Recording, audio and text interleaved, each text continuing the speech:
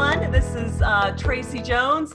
I have the patch on, not because I'm getting ready for Halloween, but had eye surgery last week. Many of you know that, and recovering well, but still have this one covered, have the gas bubble in my eye. So I am on today with the author of our newest release, Moving Up 2020 and Beyond. And John Solleder is here with us and has been a dear friend of Executive Books, Charlie Tremendous Jones, Tremendous Leadership, Tremendous Life books for many, many decades. Has an incredible wealth of experience in the direct sales market, and just has a wonderful entrepreneurial spirit. And in light of that, with everything that's going on with our tremendous economy here in the States, John's global. He works with people all over the world. I'm just delighted to talk to him today about this book and share with what was behind him writing that and what you can get from reading it. So John, thank you for being with us today. Well, thank you, Tracy. Glad you're feeling better. Thank you so much. And John had a torn retina the day before me. So talk about Vision 2020. We're going to have even better vision. So we'll have good eyes and good heads from reading your book.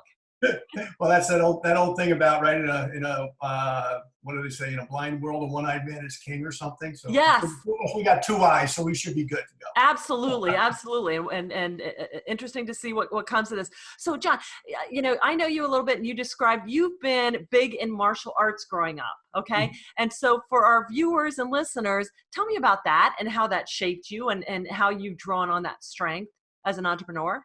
Well, it's a great question. First of all, what led me to my business was the fact that I had competed in wrestling and judo and jiu-jitsu and sambo, which is Russian wrestling. It's a combination of freestyle wrestling and judo that the Russians created. It's actually their martial art. Mm-hmm. But how I got introduced to my industry in 1983 as a very poor college student was by a friend of mine who had been a very good wrestler, wrestled not too far from you there in Lehigh University, a guy named Tommy Husted. And he introduced me to the direct selling industry when I was looking for a job in April of 1983, about to graduate college the next month, and couldn't find anything. If you recall, the economy back then was horrendous. President Reagan was slowly but surely fixing it, but it wasn't repaired. Interest rates were like 18%, if I recall, and people weren't buying houses. So college kids not getting a job, a real job. But how that led me there was a couple things. Number one, the martial arts make you very independent. You're out there with another individual fighting, right? Fundamentally, whether it's judo, whether it's wrestling, whether it's boxing, whether it's sambo, whether it's Muay Thai, whether it's karate, taekwondo, any of the martial arts that you can think of, okay, are all independent sports. And what that did for me was it taught me very early on in my life that if it was to be, it was up to me. I couldn't rely on teammates. I had nobody to rely on but myself. And because I had nobody to rely on but myself, when I got in business, there was a pro and con to this. The pro was I knew it was up to me. The con was I wasn't great at building teams because I was used to basically me being the team. Now, having said that, I always had workout partners, training partners, coaches, strength coaches, even nutritionists as early on as 20 years old that I worked with. However, at the end of the day, when you step toe-to-toe with another person and you bow in judo, we bow, we're very formal in Japanese culture, and you bow to each other, or you rei basically was what they call it in Japanese. Which is a beautiful thing, by the way. It means, you're not out to destroy your opponent. You are out to dominate them. You are out to beat them. However, you're not out to really hurt anyone. Sometimes, unfortunately, it's an unintended consequence, but you're out to use your skill against their skill. And at the end of the day, there's only one winner. But what that did for me from a business standpoint, Tracy, and I'm so glad you asked the question, is first time anybody's ever asked me how my martial arts training has helped me in my business life, was it made me realize, hey, yes, I can rely on teammates, but at the end of the day, it's got to be me. Ultimately, I have to be the decision maker. I have to make things happen. I got to be the rainmaker. I have to also be, at the end of the day, I also have to be willing to take the consequences of bad decisions that I make. I can't say, well, it's Joe's fault or Mary's fault or Susie's fault because it's John's fault. So it made me not only independent, but it also made me independent thinking in the respect that I looked at everything from that point going forward in my life as basically something where I would have to make decisions and I would have to live with the consequences, pro or con. Mhm. So it certainly helped. I competed till I was 41 years old. That's something most people don't know. Wow. I lived at the time in a little town called Crum, Texas, up in Denton County, Texas. And the newspaper there in Denton actually wrote a big article on the front page of the news. It said Solleder has a hard time dealing with age. And it was about the fact that, I was still doing this stuff when most guys didn't even think about it Right. anymore. They thought about it, it was extremely casual, but I was still competing at an international level at 41. And a lot of that was masters, honestly. I was competing against guys my own age. But once in a while, for example, I went in a Sambo tournament, a world tournament in Shreveport, Louisiana, and I competed in the open division. And Uh-huh. I competed against guys from Venezuela and Colombia, and I don't remember where else. The Russians weren't there. The Russians are the best in the world, and those guys couldn't get visas. And I'm glad they didn't, because they're really, really good. But I took second in the world that year in the open division, and I won the masters division. Mm-hmm. So I did that at 41, and then I wound up meeting ultimately my wife, and she and I got married, and started having kids, and then it was like, well, maybe getting beat up isn't the best thing anymore. So I started to back off, but I still fool around from time to time with it. I still coach a few people that have some ambition in the sport. And I still enjoy it. I still follow it. I follow all those sports. Collegiate wrestling starts in a few weeks. I'll be following my favorite team, the Penn State Nittany Lions, and Coach Anderson. But I've got mixed emotions because I'm also an Oklahoma State fan, the great John. Oh, okay. both Olympic champions are both tremendous leaders, not only in the sport of wrestling, but also as men. And just one other point on that, Tracy, I know we have a lot of questions, but at the end of the day, that's something too that all those sports taught me. From my original judo sensei, Nagayusa Ogasawara, who's Japanese, taught me so much about not only culture, but respect. These are sports of respect. These are tough individuals in these sports. Every one of those sports I mentioned are tough human beings. Yes. But at the end of the day, you're going to find that we all respect each other, no matter how hard you compete.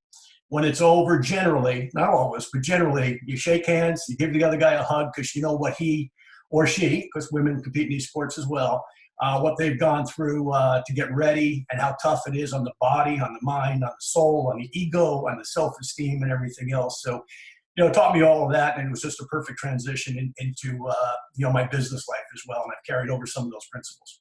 Excellent. But you started in direct sales, though, when you were younger and competed alongside, correct? You Yes. did the physical stuff. Okay.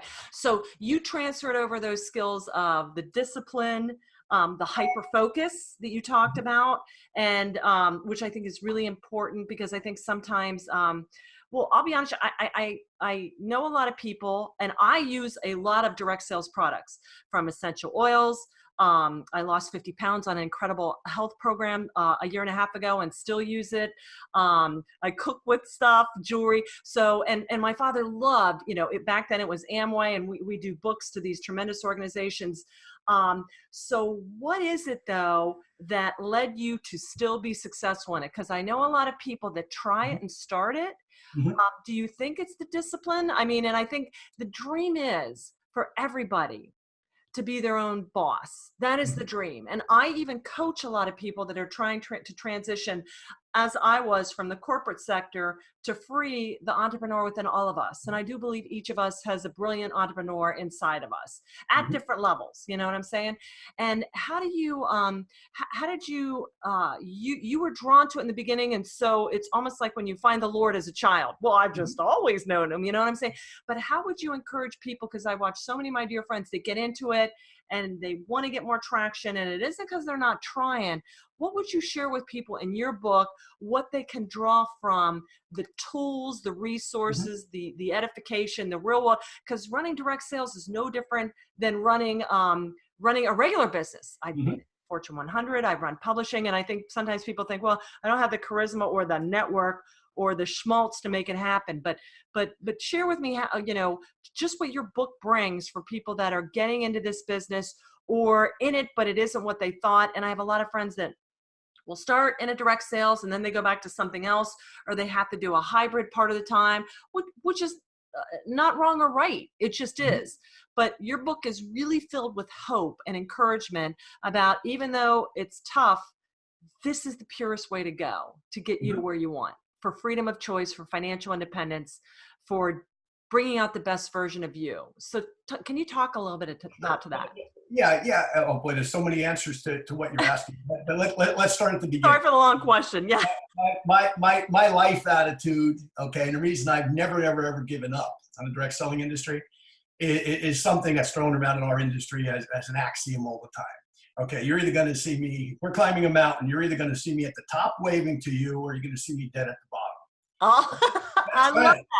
That's kind of been my life approach. I mean, everything. Burn the ships. Yeah, we're not going back there. Yeah. Exactly. From athletics to life in general, it's like, look, I'm either going to see me up there, or you're going to see me dead on the bottom. But you're not going to see me in between. And sometimes I'm not sure that's the best thing, but for me, it certainly worked. That's number one. Number two, when I sat at my college commencement in 1983 as an avowed socialist, okay, sitting there listening to President Reagan and listening to the great communicator communicate the fact that you needed to find, number one, a mentor in business. You needed somebody that was going to teach you what it is you wanted to do. Number two, you needed to find somebody that not only could teach you, but also had done it.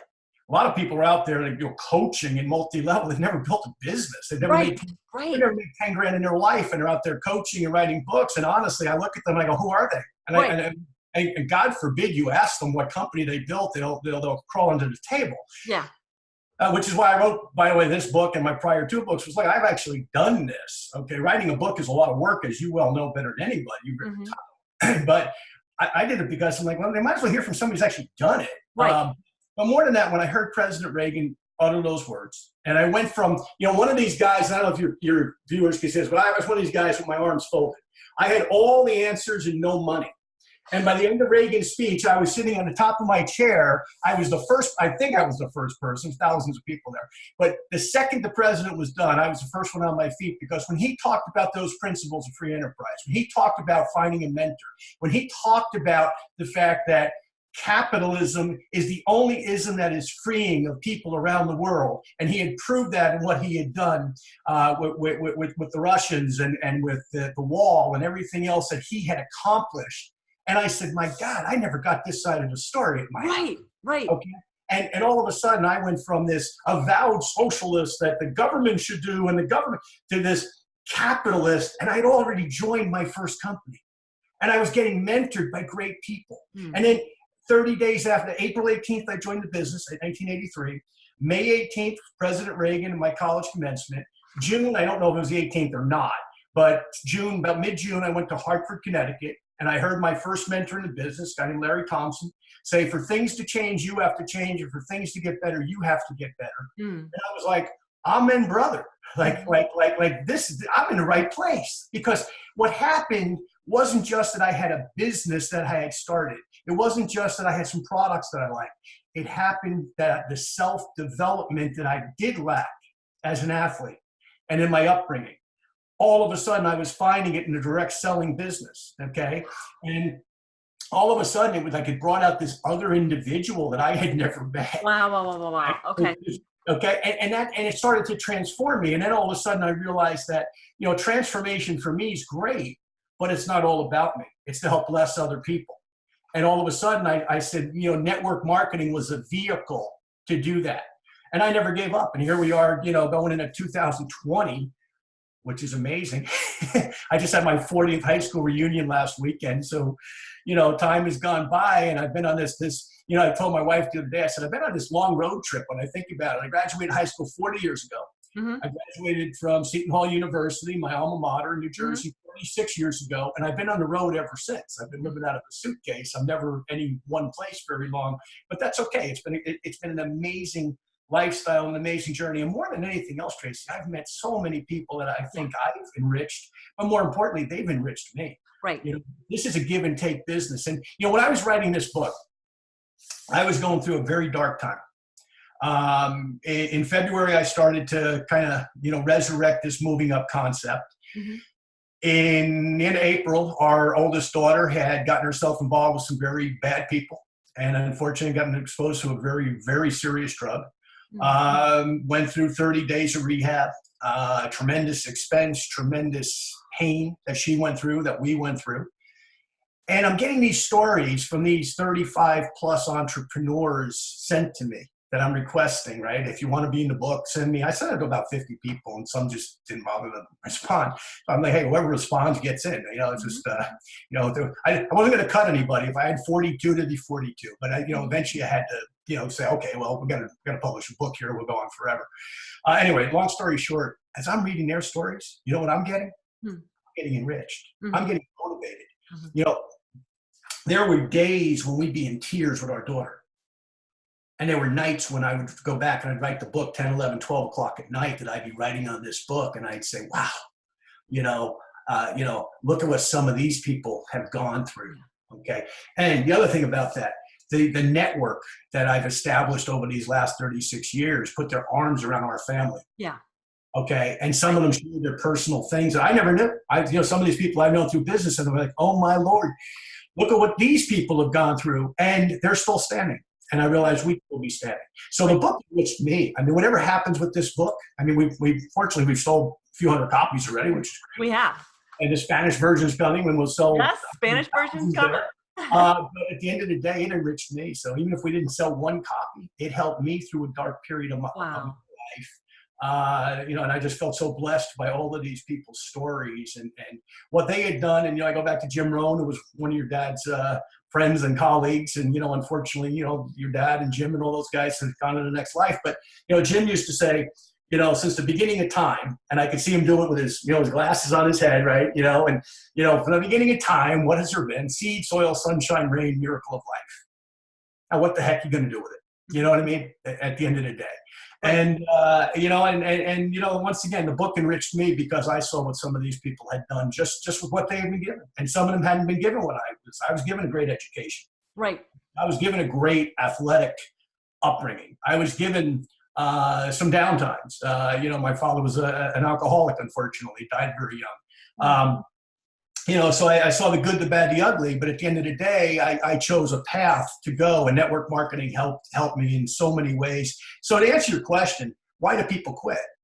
You should never give up on network marketing. Okay. This industry has helped so many people. And even if you didn't make money from it, if you're part-time and you just play with the business, that self-development stuff, when the real things in life happen, the real things, the kid with the drug problem, the death of perhaps a spouse, or God forbid a child, the real stuff in life is where that self-development comes into play and kicks in.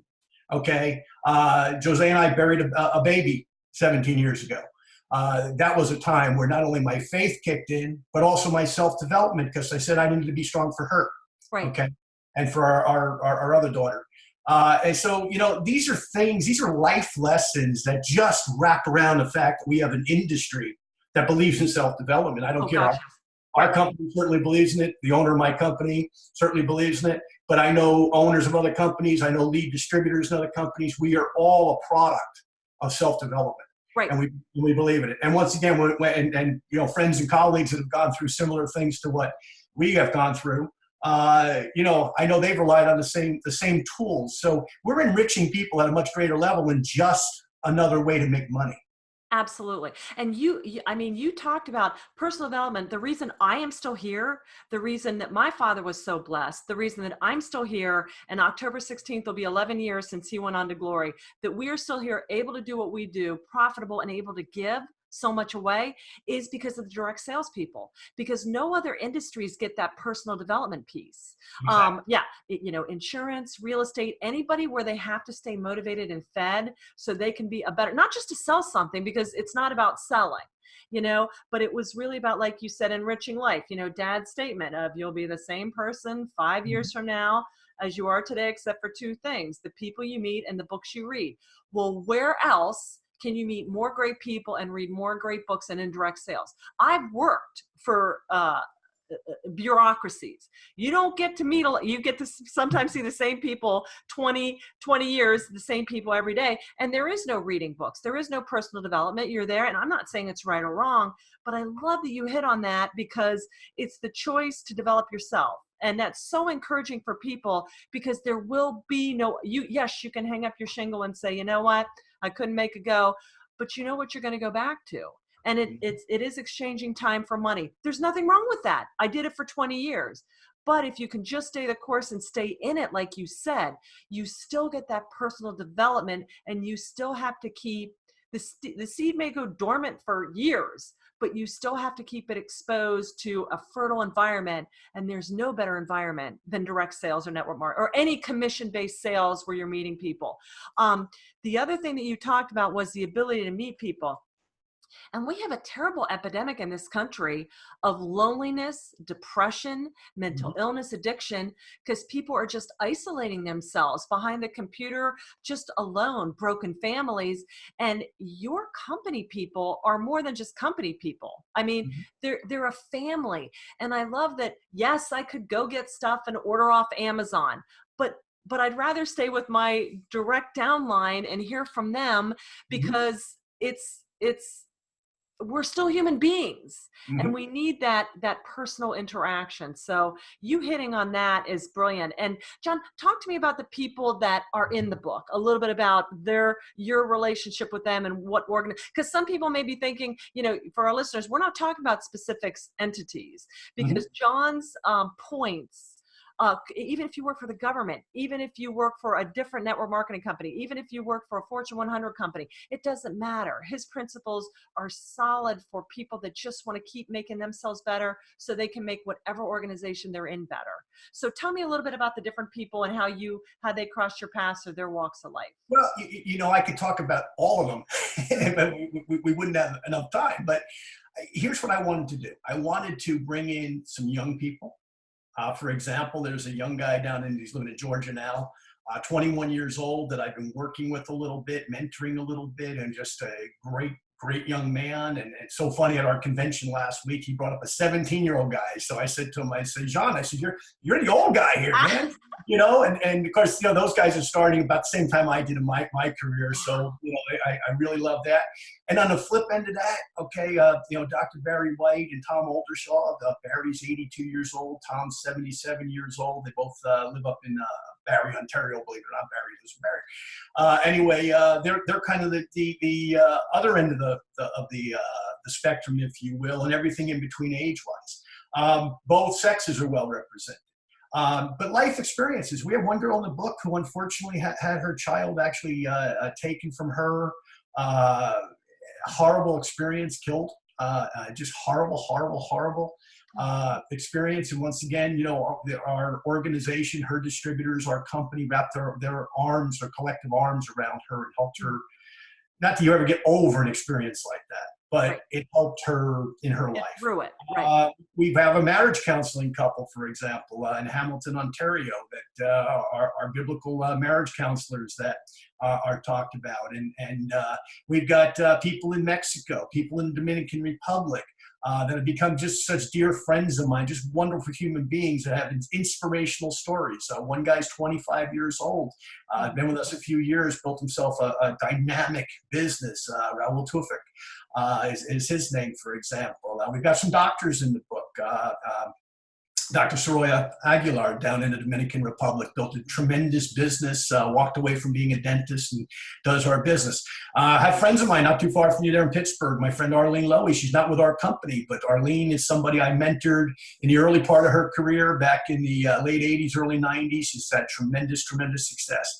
Karen Ford, you mentioned Karen. Karen is another person.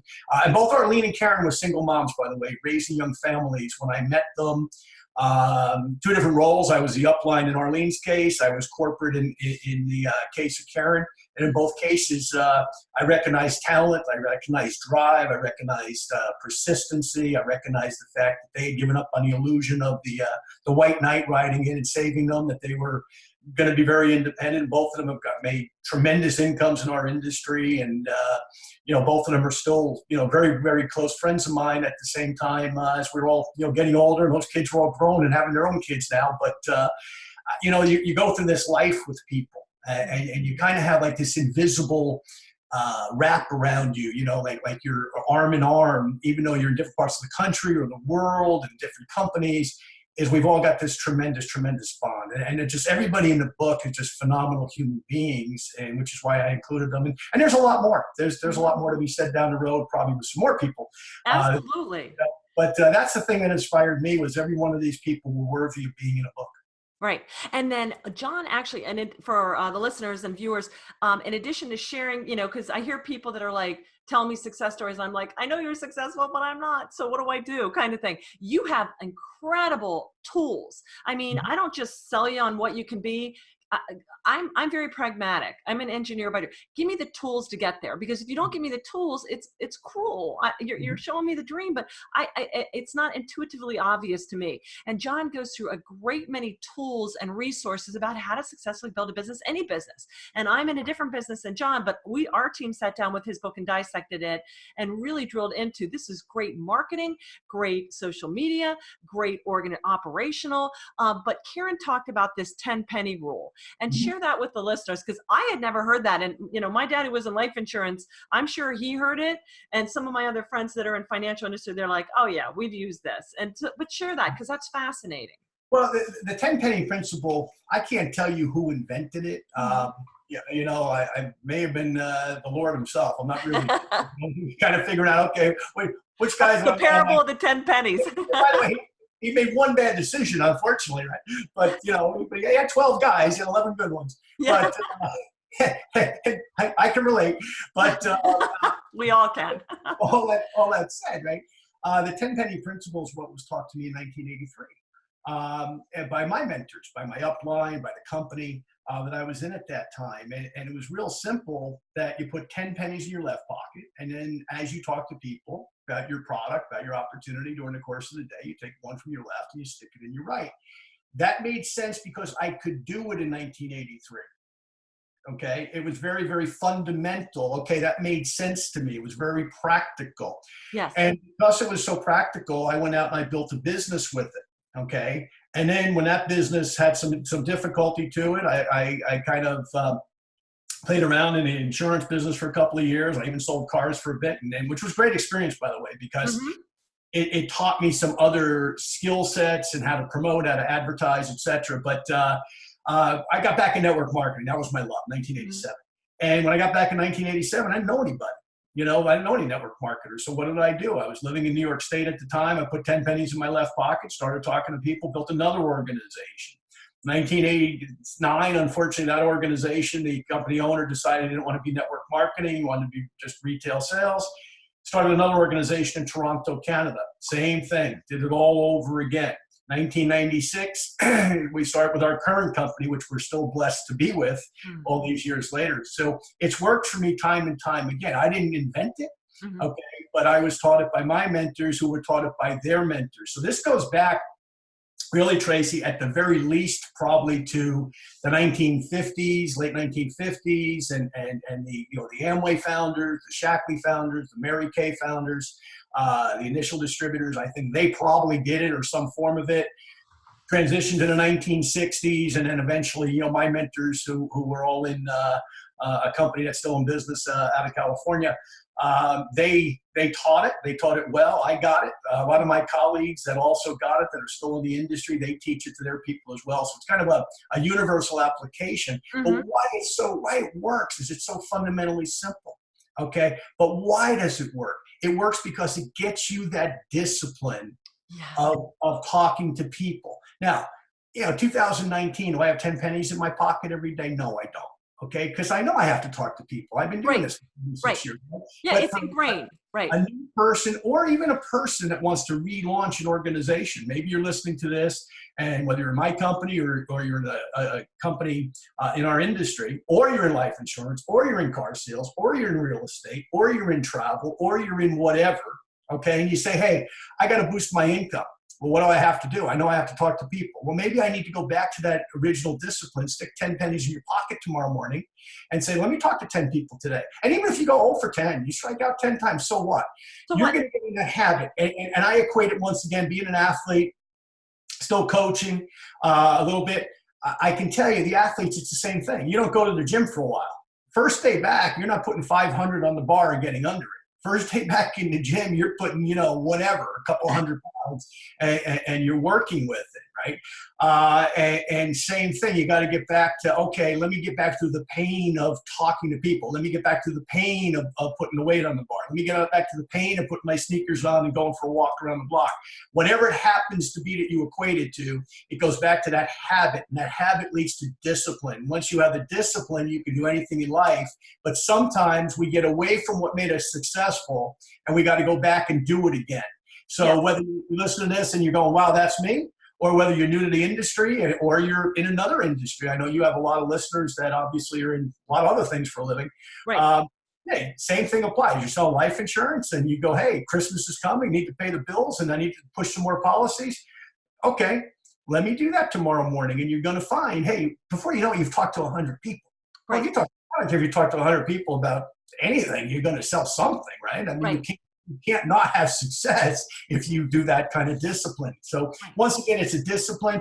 I related to it in 1983 because I was an athlete. I was used to lifting the weights. I was used to doing the drills from my athletic life. So once again, it made sense to me. It resonated with me. But whether you've been an athlete or not, maybe you played an instrument when you were younger. Maybe you play an instrument now. Same thing, right? If you don't practice the piano, you don't sound very good the first time you get back on it. Well, but you got to get back on it if you're ever going to sound good again. Right. So that's the theory of it. Well, and in Life is Tremendous, Dad's book, the second law of leadership is use it or lose it. Yep. And, he would go through that. How come I was once at the top of my game and 2 years later it's all falling apart? Because life cycles. I don't care what industry you're in. I don't care how healthy, wealthy, or successful you are. There are good days and there are bad days. There are ebbs and flows. And a lot of times when we are at the top of the mountain, we get complacent and we forget that we have to get back down to those fundamentals. And it's not a cruel thing. It's just life. My pastor said it's like having a tennis ball rolling down a hill. Every day you have to keep pushing up. Because the world has this tendency to drag you down. And so, it's great to get back to those little things. And now you've been doing it so long, it's second nature. But for anybody out there, there's not some magical formula. It's the same timeless print. Truth is timeless, and it'll get you there. And discipline is a huge factor in it, and being intentional about loving your product. And you felt that fire ignite in you when you sat and you listened to Reagan. And I love in the book he talks about that in the very beginning about what he thought about what drove the economy. And then because John had an open mind, he realized, wow, this is my point of view, but now I see it through something different. Because when I grew up, it was in the Reagan years when I was a teen, and I remember saying to my dad, everybody says all the rich are just getting richer. And my dad just looked at me and he goes, this is during the Carter years. And he goes, well, I don't know what they're doing, Tracey, because I pay 50 cents on every dollar back in taxes. My interest rate on my house is 20%.